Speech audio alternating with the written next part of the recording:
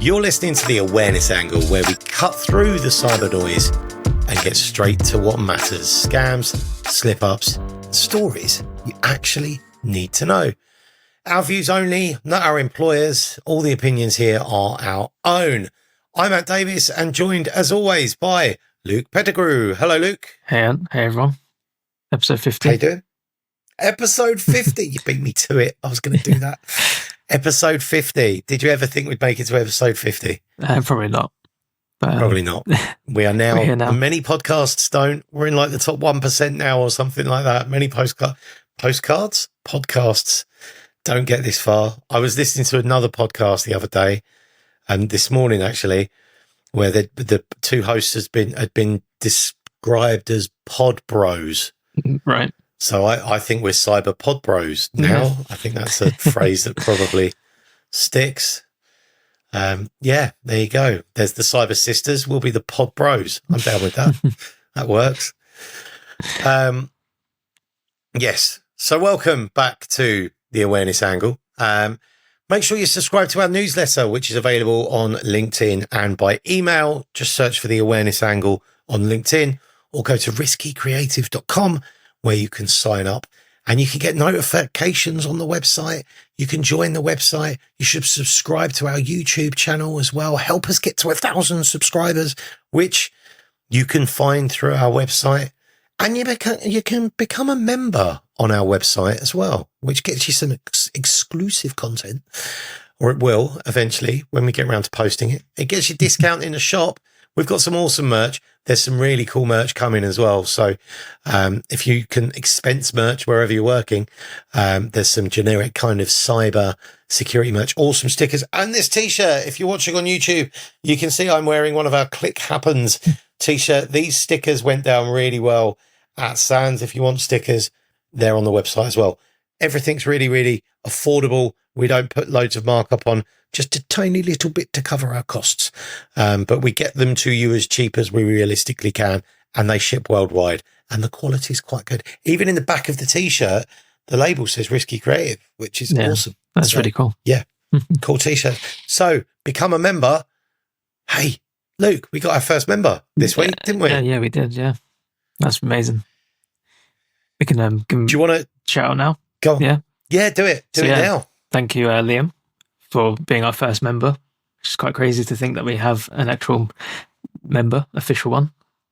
Someone's actually handed over money to us. That's incredible. Yeah. Thank you, Liam. Actually, I think we're doing something good, which is cool. And really appreciate the support. Helps us sort of keep motivated and helps sort of fund some of the platforms that we use, because it's not quite free to do this. It's not free. It does cost us a little bit of money. So every little helps with that. Every little helps.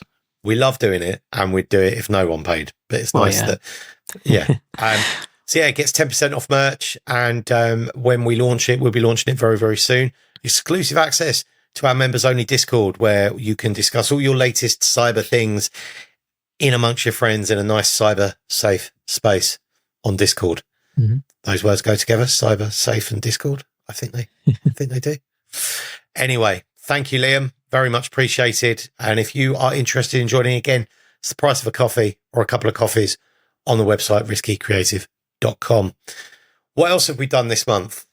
We are back working with Hoxhunt, ladies and gentlemen. So if you are a cybersecurity awareness professional and you push out some messaging or communicate safe behaviors to your colleagues, we've got some videos that we made with Hoxhunt that you can use for free.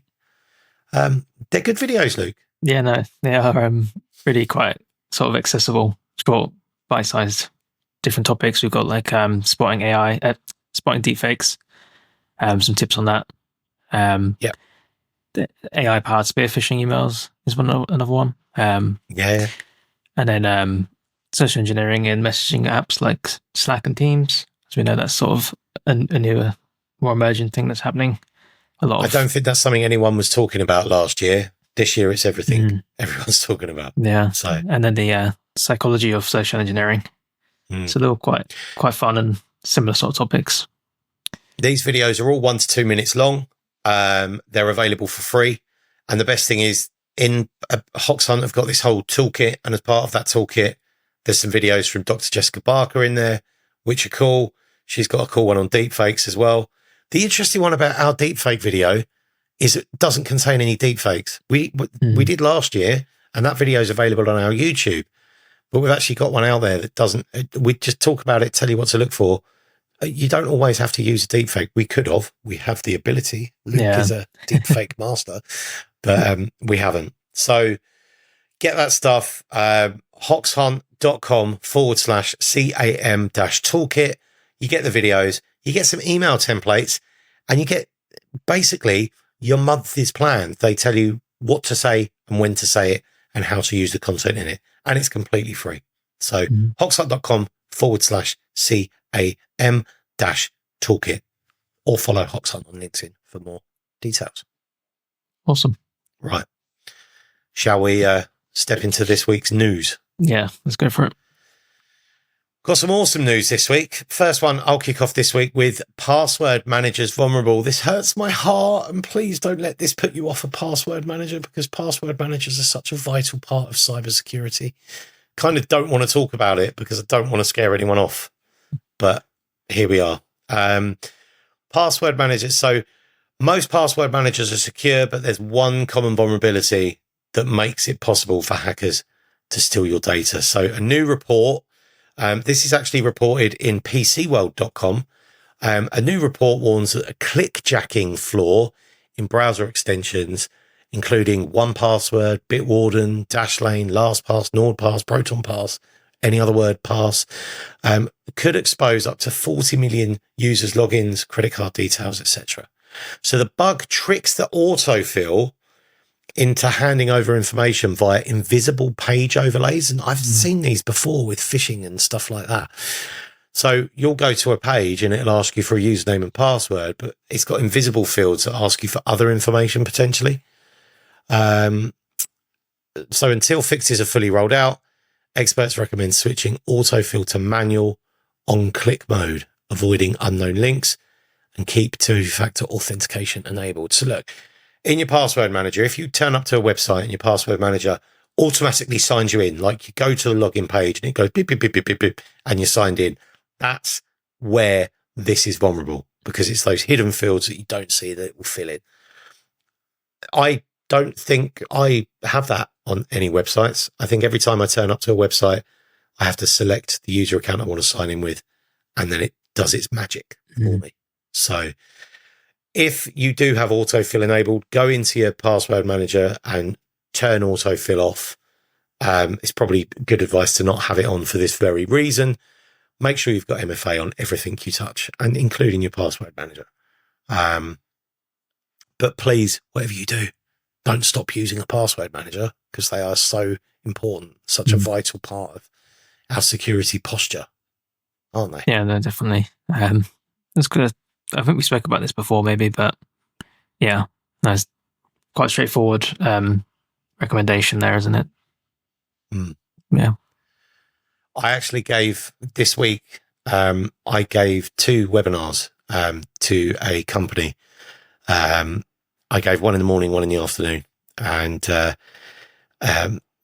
hundreds of people turned up. It was quite overwhelming, but the thing was about the information that lives in your inbox. And it's funny, I digress from the news, but I'll make it very brief. Basically, like, if someone gains access to your inbox, what information do they get? So I went through my inbox and I got everything: driver's license, passport, flight detail, all the stuff that's in your outbox and inbox and stuff like that. And then I talked about how that was important. But then we moved on to password managers, because that's a great way. Password reuse is obviously a big flaw. Password managers, and all the interest in the questions at the end, the Q&A, was all about password managers. It was great. People were really interested in, but what if my password manager gets hacked? It's like, well, LastPass did get hacked. The vaults did get apparently exposed, but you've only got the key. Only you've got the key, which is the master password, which you have. If someone drops a bank vault in my back garden and tells me there's £1 million in it, I still can't open it. Like, I still need to break in. Yeah. So yeah, everyone was interested in password managers, which is great. Password managers are awesome. Use them. Yeah, definitely. But don't autofill. Or a passkey. Or a passkey. That's always the thing now, isn't it? Or a passkey. Passkey, people talking about passkeys seems to have died off a little bit. Yeah. Because maybe people have realised that the average person doesn't quite understand how to use it. Probably not. I still get prompts though from when I log into things. It's like, use a passkey instead. Yeah. Yeah.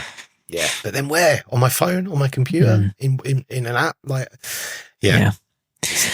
We said we were going to clear that up for people, and we haven't. Maybe that's because we haven't worked it out yet. I don't know. We'll see where we get to. Yeah, we'll do a video at some point. We'll drop it on the channel. But cool. I'll move on to the next one. So this one's quite interesting. This is believed to be the first AI ransomware. It's called PromptLock. Uses an OpenAI model for encryption. This is something that researchers at ESET have found. And it's suspected to be the first known malware with AI models running locally on the machine. And it essentially means it can build its own code whilst it's sort of doing various other things. Instead of like deploying malicious code in one go, it seems to be sort of has a bunch of prompts, and it essentially can sort of evade things and change things and build up all sorts of things. It says here how it can collect details about the system. So it's operating system, usernames, host names, search for files, and PII. It can also then obviously steal and encrypt these files. And it says how, because it uses a Lua language, LUAA, and it's lightweight and cross-platform, so it could run on Windows, Linux, and Mac. So it's quite a scary one. But it does say how it's supposed to be. Supposedly more of a proof of concept, but this is obviously the direction that things are going with AI and AI-powered cyber attacks. And it's quite a scary future. It's a little glimpse into the future, isn't it? It's it kind of shows you where things are going, like new technology, new people are putting some thought into how to compromise these and take advantage of these. So it's interesting. See where it's all going. Yeah, be quite interesting. Yeah, see if this actually gets seen in the wild. Yeah. Well, proof of concept. They've given someone the idea now. Someone will take that and run with it. But scary stuff. Yeah, no. Right, moving on tonight. Next story. Jaguar Land Rover production. Jaguar Land Rover have been hit with a cyber attack. Severely hit is what the news is saying. So this happened on the day of new registrations here in the UK, which meant that Jaguar Land Rover couldn't register any new cars on the 1st of September, which is one of the two biggest selling days of new cars. People want their new car with their shiny new, what is that? 26 plate, isn't it? It would have been 26 plate. Yeah. So, yes. And employees have now been told not to return to work until Tuesday. Wow. So all weekend. So that'll be a week. Yeah, that's which is quite significant. Yes. So this follows a cyber attack in which hackers claim to have exploited a flaw in their IT system. All colleagues are required to attend work as normal on Tuesday, September the 9th, unless otherwise informed. So that's quite a statement. Shut down, trying to sort it out. They're having to manually register vehicles, which involves phoning the DVLA, which is the driver license authority. So every car, I'd like to register a new vehicle, please. The registration number is, that must take so long. Yeah. So the website and car configurator are all still up and running. But the interesting thing on this is, do you remember Scattered Spider? Does that name ring any bells? Yeah. They're back, it seems. Many people thought that they'd gone. 3 or 4 people were arrested. Four younger people were arrested in the UK. So Scattered Spider, the group that hacked Marks and Spencer's back in May, have claimed responsibility for Jaguar Land Rover, along with shiny hunters. It's like the Avengers of cyber criminals coming together. So shiny hunters claims to have obtained customer data. The claim was made on a Telegram messenger group where a user linked to the hackers posted a screenshot of what appeared to be Jaguar Land Rover's internal system. A well-known flaw in a SAP NetWeaver, in an SAP NetWeaver, was exploited to access the data, it is believed. So that's third-party software, that old supply chain. Yeah, it's very common these days. In the US, cyber agency CISA, the CISA, had warned about this SAP NetWeaver flaw, and an update was released for the software, but it's unknown whether Jaguar Land Rover had applied that update. So, right, yeah. Oh, it's an interesting one. It's not the first time they've been hit either. So they've been hit just a little while ago, and here we go again. It's funny, depending on who you read. So, the Financial Times report on this slightly differently. A hacker who calls himself Ray, R-E-Y, claims to have breached JLR for the second time in 6 months. The English-speaking hacker claimed responsibility Tuesday evening, 2nd of September, posting a screenshot of it saying, gang, this so easy. It was sent to more than 50,000 subscribers. And Ray is previously linked to hacker group Hellcat, which claimed to have breached JLR in March. So they're not having a good time of it, are they? No, really? And this, unfortunately not. When you think you get hit, like, number one, you've got to make sure that they're gone from your system because they might have been in this whole time. And number two, don't just think, oh, we've been done now, we're okay, like it's someone else's turn, because it really isn't. They might come back to haunt you, and that's what's happened in Jaguar Land Rover's instance. No, it's quite crazy. I actually went for a job at Jaguar Land Rover a few years ago doing their security awareness. All right. My application was unsuccessful, but I don't know who's there now. But I feel sympathy for them. So it's never definitely nice. Yeah, it's interesting. Obviously, it says that they shut down their systems to avoid more damage, which seems to be quite common with the response that other companies have been doing. But it also says here in this BBC article that they've said that no customer data, or there's no evidence of customer data being stolen, but then the hackers have claimed that they have it. So it'll be interesting to see what comes out of that. That's the line Marks and Spencer's used. There's no evidence of customer data, because if there's no, like, they can suspect, but if there's no evidence, there's no evidence. So, we'll see how this one develops. Yeah. Funnily, just touching on that, I saw another claim this week, another TikTok video from someone else offering a claim, compensation claim for Marks and Spencer's. All right. It's just, more people out there. Is it somewhat genuine, or is it an AI deepfake? It looked genuine, but it was the same kind of thing. Young woman talking to the camera. If you shop at Marks and Spencer's and have a Sparks card, then you could be open to compensation. I actually did some digging on this, right? Because I wondered how much money they would get. I should probably talk about this in the topics more, but I'll talk about it now. So looking at the data breach, and I used ChatGPT for some of this research, so it may not be completely accurate.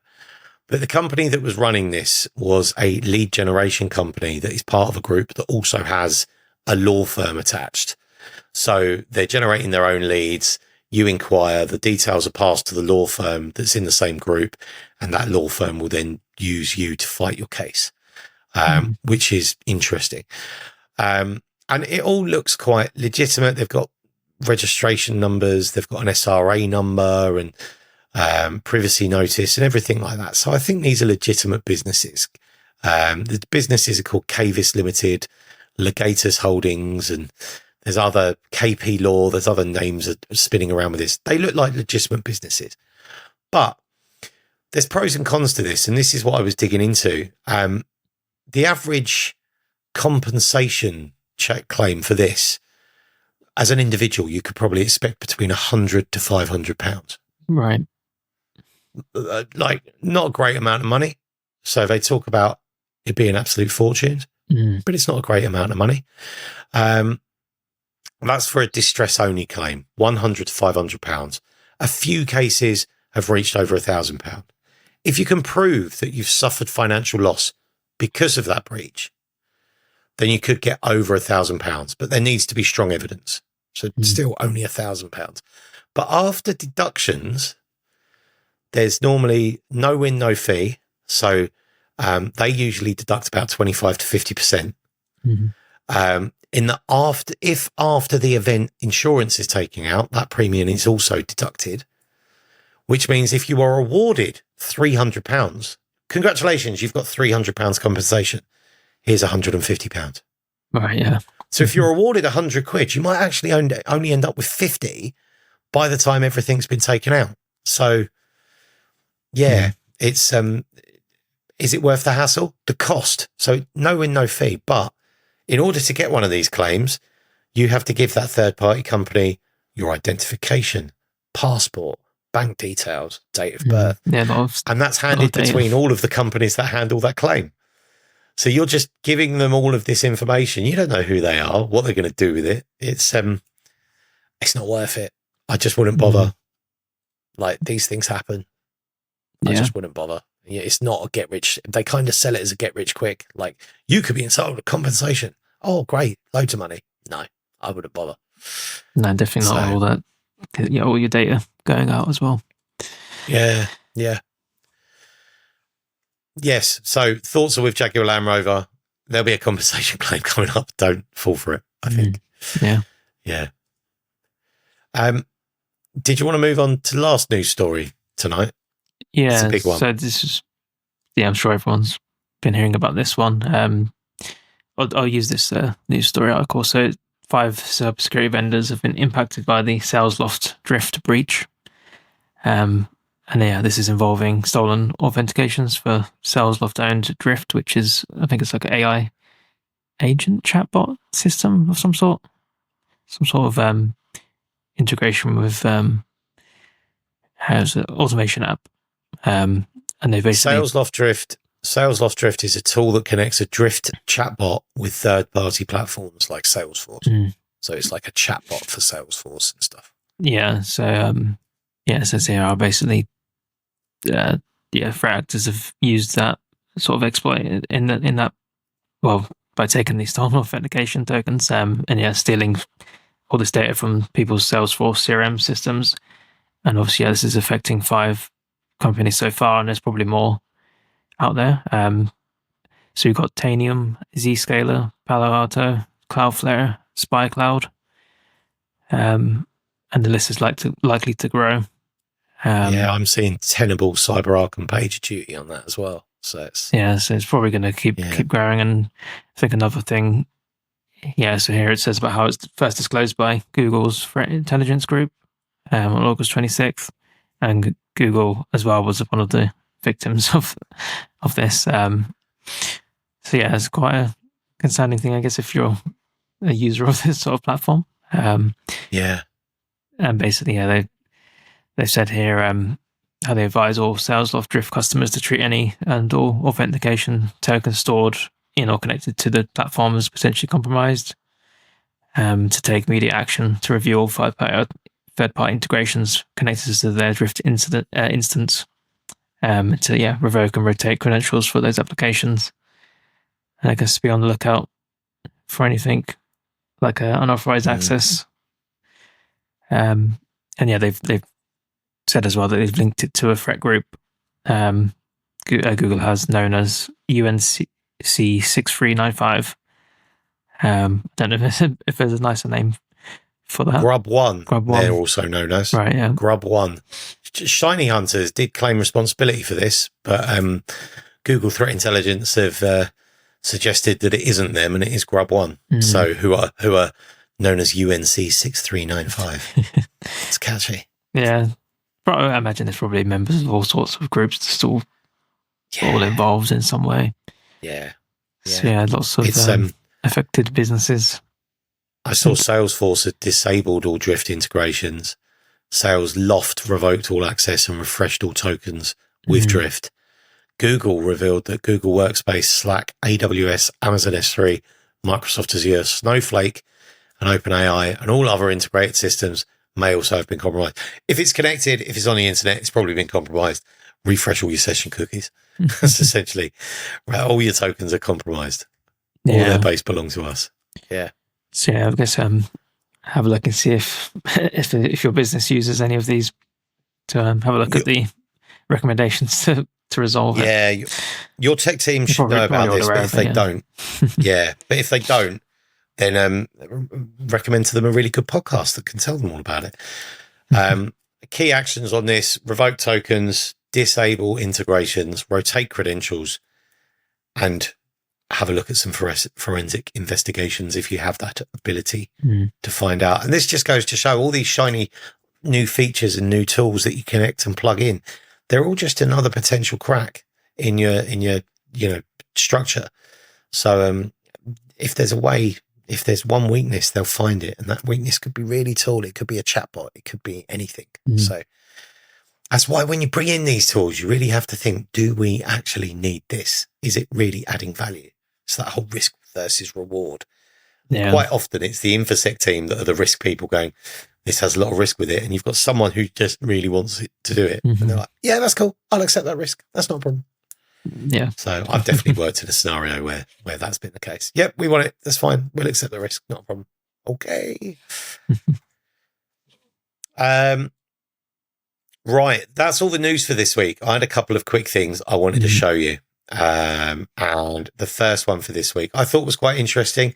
It's lovely to see people talking about security awareness on cyber forums like Reddit. So 2 days ago on Reddit, Crashy114 said, ideas for Cyber Awareness Month phishing campaigns. Our team is looking to plan some phishing campaigns for Cyber Awareness Month to go along with educating our users on how to identify phishing emails. I'd love to hear some ideas for good phishing campaigns we can do that will not only engage users, but make them really think about if it's phishing. The top one is pretty fun to drive awareness based off threats or phishing failure rates, but the impact fizzles out as soon as the workers feel defeated. Gotcha campaigns don't practically drive behavior change because there's nothing practical to take away. If you want to change behavior, you want to prompt for opportunities to explain the business's way of working. This takes much more thought. You have to pivot away from red flag indicator trading and move towards here how we handle X around here. So take any scam and base the training around the company's SOPs. Email pretending to be from IT, anchor the training on how the help desk helps engage employees. Is it just me reading that, or is that quite wordy? I don't know. It doesn't sound like it's been written by an effective awareness professional, but I could be wrong. Anyway, that top one. Yeah. Root Cypher X0R says, I have a great success with the lost puppy outside the building. Help find the owner. Click here to see a picture. I've had that done before. I know someone that did that and got amazing success rates from that.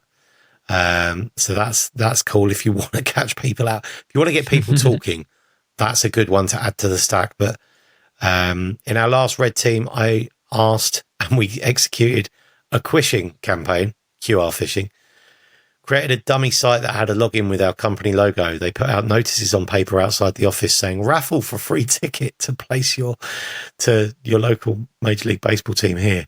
Open QR code and log in to enter. Got hundreds of usernames and password combos within the first 48 hours.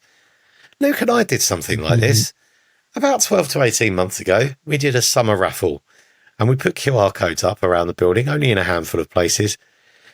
I think one of our SOC team scanned it and got very upset. We didn't tell the SOC that we were running it as a simulation, and they got upset. I think they probably scanned it, but yeah. The QR codes offering a freebie does work. My organisation is a far cry from what it once was, but back in the day, the old free Pizza Hut email with greasy pepperoni background got most of the organisation. Again, I've done free cider many years ago. made up a whole brewery. They're coming into the business. Do you want free cider? Register on this document. And it was a fish. Yeah. There we go. Lots of ideas on that Reddit thread. We'll put that in the newsletter if you want to read some more. There was one more thing I wanted to show you this week. And are you a Joe Rogan fan? No. No, neither am I. That's good. But I'll show you this clip from Joe Rogan. And I saw this came up on like the all feed on Reddit, but it's on the Joe Rogan subreddit, which isn't something I frequent.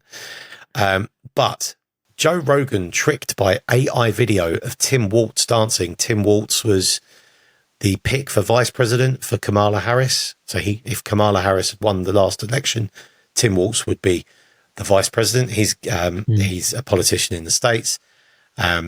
So Joe Rogan's tricked by an AI video of Tim Walz dancing, then finds out it's fake, but it doesn't matter because he thinks that Tim Walz would have been that stupid to do it anyway. And it's like, wow, okay.